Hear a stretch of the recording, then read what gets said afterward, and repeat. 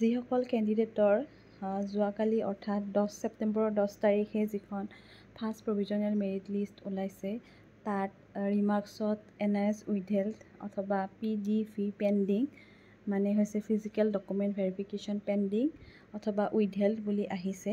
তেওঁলোকৰ কাৰণে DWIৰ ফালৰ পৰা এই ন'টিচখন পাব্লিছ কৰা হৈছে। এই ন'টিচৰ মতে যিসকলৰ এনেকৈ উইথহেল্ড NIS উইথহেল্ড অথবা PDV পেণ্ডিং তেনেকৈ ৰিমাৰ্কছত লিখা আহিছে তেওঁলোকৰ নামবিলাক এই লিষ্টখনত দিয়া হৈছে আৰু তেওঁলোকক ছেপ্টেম্বৰৰ অৰ্থাৎ এইটো মাহৰে 19 তাৰিখে আপোনালোকক DWIৰ মেইন অফিচলৈকে অৰ্থাৎ হেড অফিচলৈকে আপোনালোকক ভেৰিফিকেশ্যনৰ কাৰণে মাতিছে। গতিকে নিজৰ ডকুমেণ্টবিলাক আপোনালোকে লৈ 19 তাৰিখে দিনৰ 11 বজাৰ পৰা 4 বজালৈকে এই প্ৰক্ৰিয়া চলিব।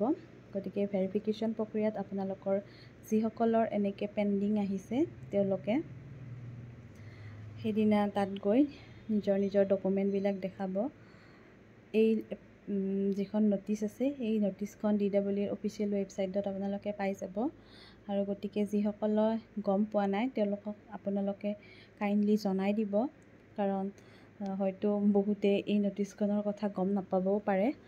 বেছিভাগেই হয়তো ফাৰ্ষ্ট প্ৰভিজনেল মেৰিট লিষ্টত নিজৰ নামটো কিয় উইথহেল্ড আহিল অথবা পেণ্ডিং বুলি কিয় আহিল সেই সম্পৰ্কে কোনো ধৰণৰ তেওঁলোকৰ তথ্য হাতত নাই, যিহেতু অকণমান হয়তো তেওঁলোকে চিন্তাত আছে। গতিকে তেওঁলোকক জনাই দিব যে 19 তাৰিখে দিনৰ 11 বজাৰ পৰা এইসকলৰ ফিজিকেল ভেৰিফিকেশ্যন হ'ব।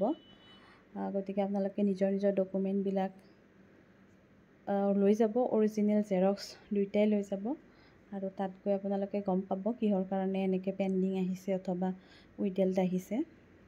গতিকে এইখিনিয়ে আছিল। এই লিষ্টখন আপোনালোকে ভালদৰে চাই ল'ব। এইখন DWIৰ অফিচিয়েল ৱেবছাইটত আছে। ধন্যবাদ।